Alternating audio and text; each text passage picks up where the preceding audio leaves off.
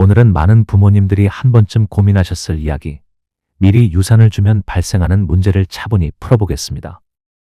사랑으로 건넨 돈이 왜 때로는 마음의 칼이 될까요? 돈을 준 손은 분명 따뜻했는데 시간이 지나고 보니 관계만 싸늘해진 이유는 무엇일까요? 오늘 방송은 누군가를 탓하기 위한 이야기가 아닙니다.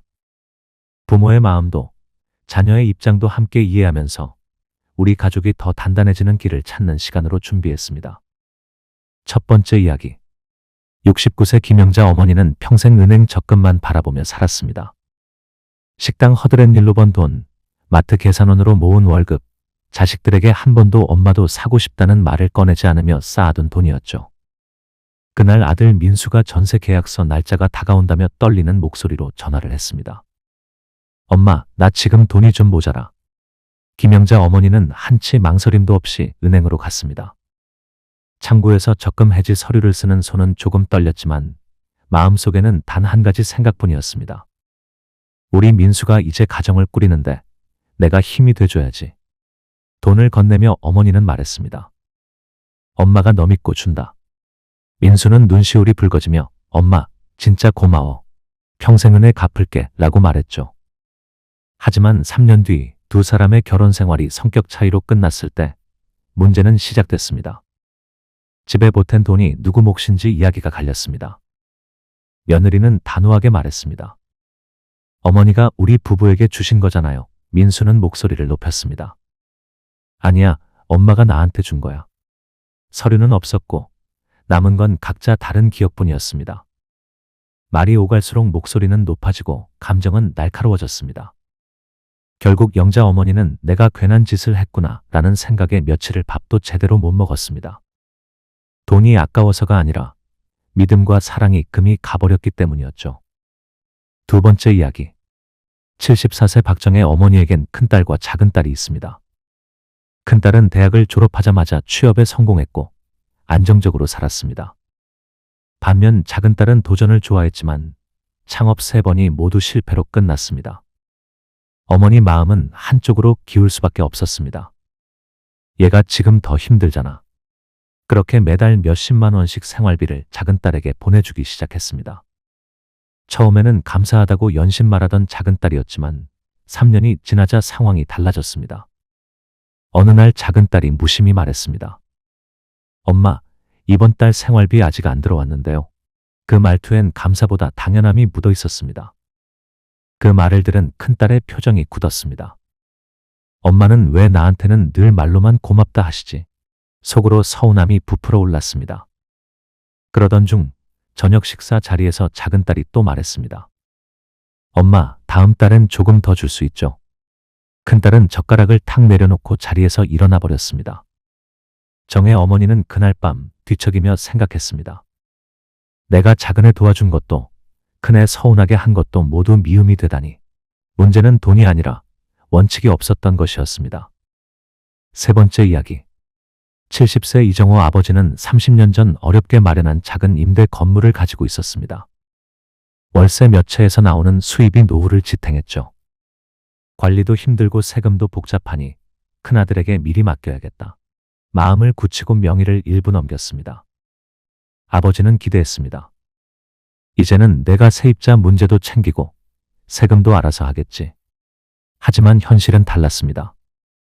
세입자가 월세를 미루면 아버지가 전화를 걸었고 보일러가 고장나면 아버지가 직접 뛰어가야 했습니다. 명의만 넘어갔을 뿐 책임은 여전히 아버지 몫이었습니다. 어느 날 둘째가 서운한 표정으로 물었습니다. 아버지, 왜 형한테만 미리 주셨어요? 그 질문에 아버지는 한동안 말이 없었습니다. 속으로는 이런 생각이 스쳤습니다. 내가 일을 줄인 게 아니라 마음의 빚만 늘렸구나. 우리가 이 세 이야기에서 발견하는 공통점이 있습니다. 첫째, 도움이 권리로 굳어질 수 있다는 것입니다. 처음에는 정말 고맙습니다라는 말이 따라왔지만 시간이 지나면서 그 고마움이 사라지고 오히려 받는 게 당연하다는 태도로 변해갑니다.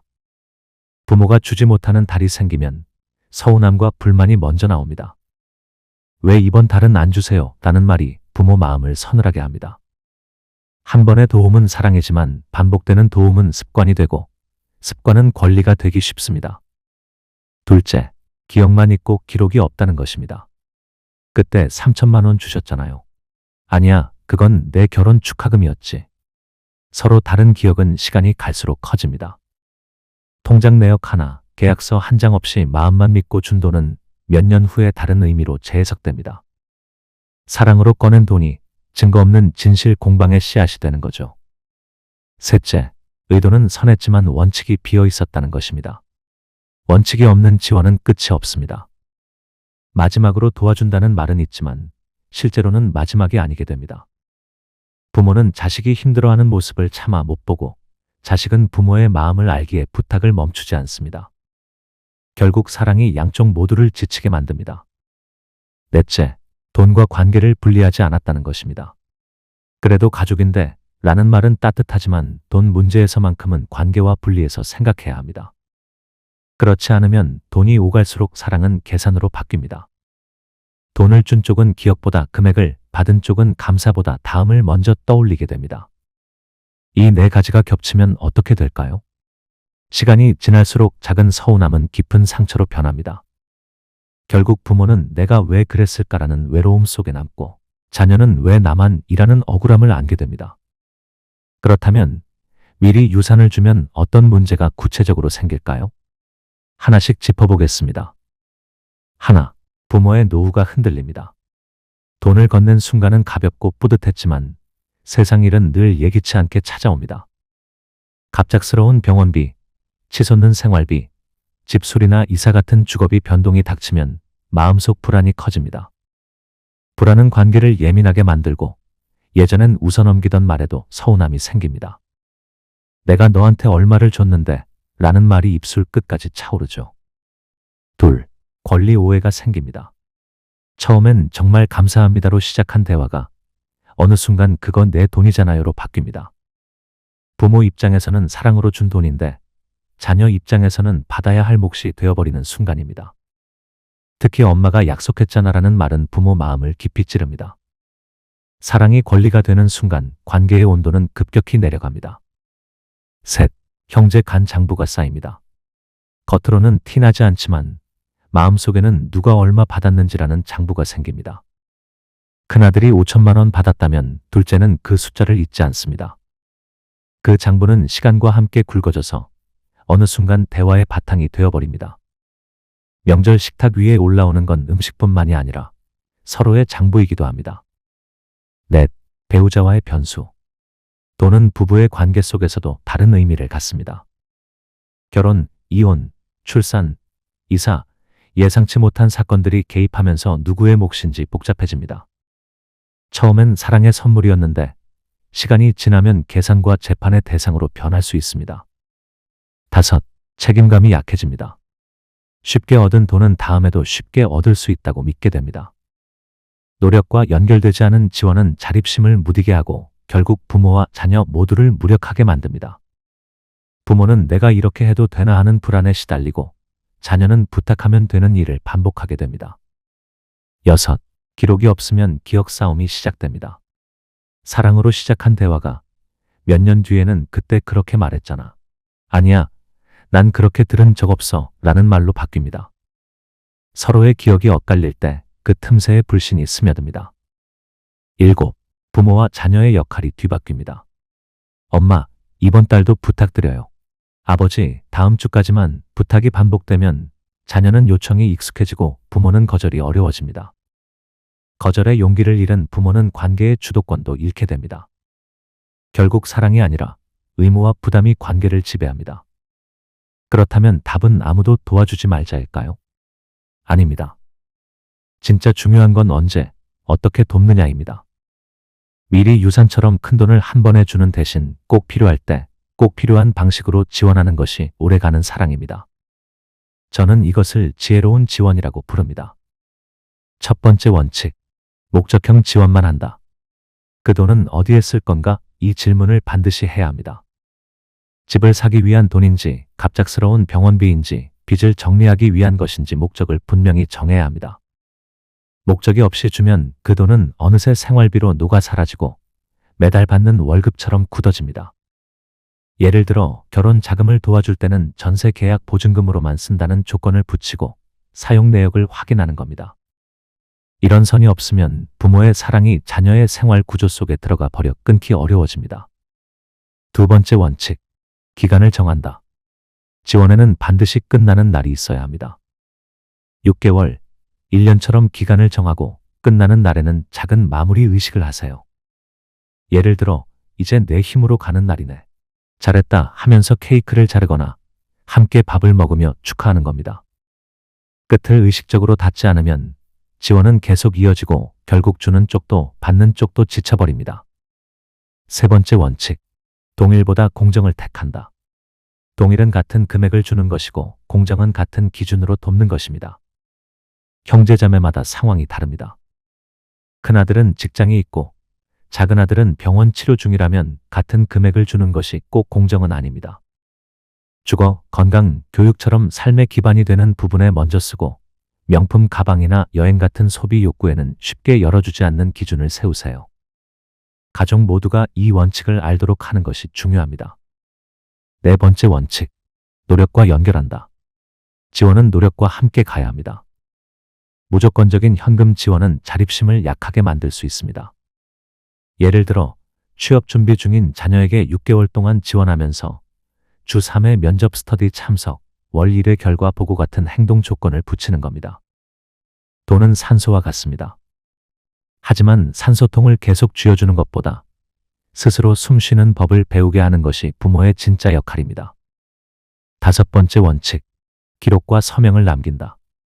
사랑하는 가족끼리 무슨 계약서냐고 할 수 있지만 기록은 오해를 막아주는 최고의 방패입니다. A4 한 장이면 충분합니다. 누가 무엇을 위해, 얼마를, 언제부터 언제까지, 어떤 방식으로, 종료 조건은 무엇인지를 간단히 적고 서로 이름과 날짜를 씁니다. 이 종이는 차가운 계약서가 아니라 서로를 지켜주는 따뜻한 울타리입니다. 여섯 번째 원칙, 공개 기준을 갖는다. 가족 중 한 사람에게만 지원했다면 다른 가족이 오해하지 않도록 왜 그렇게 했는지 기준을 공유하세요. 금액까지 공개할 필요는 없습니다. 건강, 주거, 교육 문제에 한해 기간과 상한을 정하고 종료 후 평가한다 정도의 문장만 공유해도 불필요한 서운함은 절반으로 줄어듭니다. 일곱 번째 원칙, 부모의 안전망은 먼저 지킨다. 무엇보다 중요한 건 부모 본인의 노후 안전망입니다. 생활비, 주거비, 의료비, 비상자금은 반드시 먼저 떼어놓고 시작해야 합니다. 내가 먼저 안전해야 오래 도울 수 있다는 건 이기심이 아니라 오래가는 사랑의 기술입니다. 예를 들어 병원비 한 번에 수천만 원이 나가는 일이 생길 수 있습니다. 그때 내가 도와준 돈 때문에 정작 내가 힘들어졌다는 상황이 오면 부모와 자녀 모두 힘들어집니다. 이 7가지 원칙은 부모가 돈 때문에 관계가 깨지는 일을 막는 최소한의 안전장치입니다. 그리고 무엇보다 이 원칙을 세우는 순간 부모는 더 이상 미안해서 돕는 사람이 아니라 지혜롭게 돕는 사람이 됩니다. 사랑을 오래 지키고 싶은 부모라면 뜨거운 마음은 그대로 두되 방법은 반드시 차갑게 세워야 합니다. 혹시 이런 질문이 마음에 스치시나요? 오늘은 조금 숨을 고르며 스스로에게 조용히 답해보시길 권합니다. 나는 지금 정말 도움을 주려는가? 아니면 내 마음속 불안을 덜려는가? 내가 건네려는 이 돈이 아이의 성장을 키우는가? 아니면 의존을 길게 만드는가? 끝나는 날을 미리 정했는가? 그리고 그날을 축하할 작은 의식을 준비했는가? 이 지원을 받지 않는 다른 가족도 서운해하지 않게 당당히 설명할 수 있는가? 그리고 내 노후를 지켜줄 안전망 생활비, 주거, 의료비, 비상자금은 이미 분리해 두었는가? 마지막으로 지금까지의 지원이 종이 위에 기록으로 남아있는가? 아니면 흐릿한 기억에만 기대고 있는가? 이제 아주 구체적인 대화문을 드리겠습니다. 그대로 읽으셔도 좋습니다. 목소리에만 당신의 온기를 담아주세요. 우리는 너를 돕고 싶다. 그래서 더 안전한 방식으로 돕겠다. 이번 지원은 집 문제를 해결하기 위한 목적이다. 기간은 6개월, 총액의 상한은 여기까지다. 우리가 먼저 살아갈 노후의 안전망은 지켜야 한다. 그건 너를 오래 돕기 위한 장치다. 이 지원은 너를 믿기 때문에 하는 것이다. 끝나는 날 우리 셋이 작은 축하를 하자. 형제자매와는 기준만 공유하겠다. 너의 삶은 너의 프라이버시이니 금액은 말하지 않겠다. 대신 원칙은 누구에게나 같다. 이 말을 들은 자녀가 이렇게 대답할 수 있다면 그 집은 이미 절반은 문제를 해결한 것입니다. 부모님의 기준이 고맙습니다. 기간이 끝나는 날, 제 힘으로 설 수 있도록 계획을 세우겠습니다. 지원이 끝나면 제가 도울 차례입니다. 혹시 이미 미리 유산을 주셨나요? 괜찮습니다. 늦지 않았습니다. 지금부터라도 정리하면 됩니다. 사랑을 지키기 위해, 관계를 회복하기 위해 오늘부터 할 수 있는 방법을 차근차근 드리겠습니다. 첫째, 지원 장부를 만드세요. 이 장부는 빚 문서가 아닙니다. 가족의 기억을 정확히 기록해 오해를 막는 방패입니다. 지난 지원 내역을 월별로 적어보세요. 얼마를, 어떤 목적으로, 언제부터 언제까지, 어떤 결과로 마무리했는지를 빠짐없이 씁니다. 예를 들어 2023년 2월 전세 보증금 3천만 원 결혼 지원 2025년 1월 상환 완료처럼 간단히 정리하는 겁니다. 숫자를 쓰는 순간 막연했던 기억이 선명해지고 대화가 감정이 아닌 사실에 기초하게 됩니다. 둘째, 중간 결산 미팅을 하세요. 이건 책임 추궁이 아니라 관계 점검입니다. 차 한 잔 앞에 두고 조용히 말하세요. 여기까지는 정말 필요했고 여기부터는 습관이 되었구나. 비난 대신 관찰의 언어를 씁니다. 그리고 묻습니다. 너는 지금 어디쯤 와 있니? 이 질문은 자녀가 변명 대신 스스로를 돌아보게 하는 힘이 있습니다. 때로는 침묵 속에서 더 많은 성찰이 일어나기도 합니다. 셋째, 종료식을 준비하세요. 끝나는 날을 그냥 흘려보내지 마세요. 눈을 맞추고 손을 꼭 잡으며 이렇게 말하세요. 수고했다.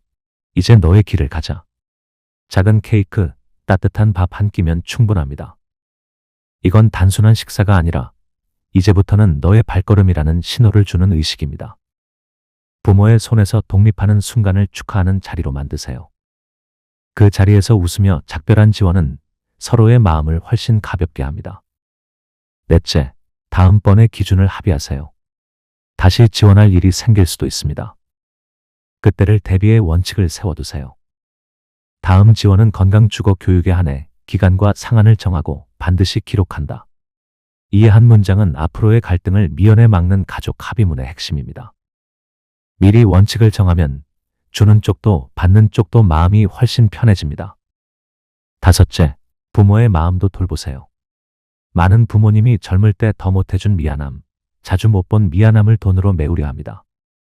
하지만 미안함이 돈이 되어 흐르기 시작하면 그 돈에는 끝이 없습니다. 미안함은 돈이 아니라 시간과 말, 포옹으로 덜어야 합니다. 그때 미안했다, 이 한마디가 현금 1,000만 원보다 관계를 훨씬 더 단단하게 만듭니다.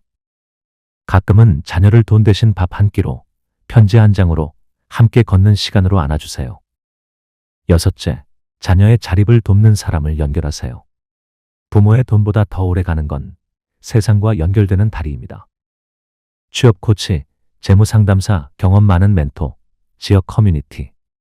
이런 사람과 연결되면 자녀는 부모가 없어도 서는 힘을 얻게 됩니다. 마치 나무가 뿌리를 깊게 내리듯 자녀도 자기 삶의 뿌리를 내리게 됩니다. 정리하자면 이 6가지는 돈을 끊는 방법이 아니라 사랑을 오래 지키는 방법입니다. 한 번의 정리가 앞으로 10년, 20년의 관계를 지켜줍니다. 늦지 않았습니다. 오늘 밤 빈 종이 한 장을 꺼내는 것으로도 그 첫걸음은 시작됩니다. 그리고 오늘 꼭 기억해야 할 2문장을 남깁니다. 사랑은 지금 주는 것이지만 유산은 시간으로 주는 것이다. 나는 너를 돕는다. 그러나 너의 인생은 내가 산다. 우리는 자녀를 사랑합니다. 하지만 너무 쉽게 꺼내는 통장이 때로는 우리의 무릎을 먼저 꺾습니다. 반대로 원칙과 기록 그리고 대화로 꺼낸 도움은 자녀를 세우고 부모의 허리를 곧게 세웁니다. 미리 유산을 주는 것이 나쁘다는 뜻이 아닙니다.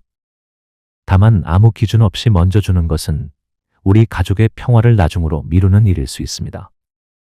사랑은 뜨겁게, 방식은 차분하게, 마음은 크게, 절차는 꼼꼼하게. 이것이 오래가는 집들의 공통점입니다. 마지막으로 오늘 당장 실천할 3가지를 드립니다. 이건 내일도 다음 달도 아닌 지금 이 순간 바로 할 수 있는 일입니다. 첫째, 부모의 안전망부터 분리하세요. 종이와 펜을 꺼내 4개의 칸을 그어보세요. 노후 생활비, 주거비, 의료비, 비상자금, 이 4가지 항목을 각각 적고 현재 내가 가지고 있는 금액과 앞으로 필요한 금액을 써보는 겁니다. 숫자를 눈으로 보는 순간 줄 수 있는 돈과 절대 건드리면 안 되는 돈이 명확해집니다. 이건 사랑을 지키기 위한 부모의 안전 벨트입니다. 둘째, 가족 기준문을 한 장 쓰세요. A4 한 장이면 충분합니다. 맨 위에 제목을 쓰세요. 우리 가족의 지원 원칙. 그 아래에 5줄을 적습니다. 목적형 지원, 기간 명시, 상한 설정, 기록 의무, 종료식. 이 종이는 서랍 속 종이 조각이 아니라 관계를 지키는 가족 헌장이 됩니다. 원한다면 가족 단톡방에 사진으로 공유해도 좋습니다. 셋째, 단 한 문장을 자녀에게 전하세요. 오늘 저녁 전화를 걸거나 직접 만나 이렇게 말해보세요. 우리는 너를 오래 사랑하고 싶다. 그래서 안전한 방식으로 돕겠다. 이 문장은 거절의 말이 아니라 오래가는 사랑의 약속입니다. 자녀는 이 말을 듣고 부모가 단순히 돈을 쥐어주는 사람이 아니라 끝까지 믿어주는 동반자라는 것을 느낄 것입니다. 여기는 노후 산책이었습니다. 오늘 나눈 이야기가 누군가의 마음속에 작은 등불 하나 켜졌길 바랍니다. 당신의 삶은 지금 이 순간에도 앞으로 흐르고 있습니다. 그리고 그 흐름은 우리가 어떤 선택을 하느냐에 따라 훨씬 더 따뜻하고 단단해질 수 있습니다. 사랑하는 사람들과 오래오래 웃으며 지내기 위해 돈보다 먼저 지켜야 할 것은 우리의 기준과 품격입니다. 기준은 사랑을 오래 가게 하고 품격은 그 사랑에 빛을 더합니다. 당신의 내일이 오늘보다 가볍고 오늘보다 든든하길 진심으로 응원합니다.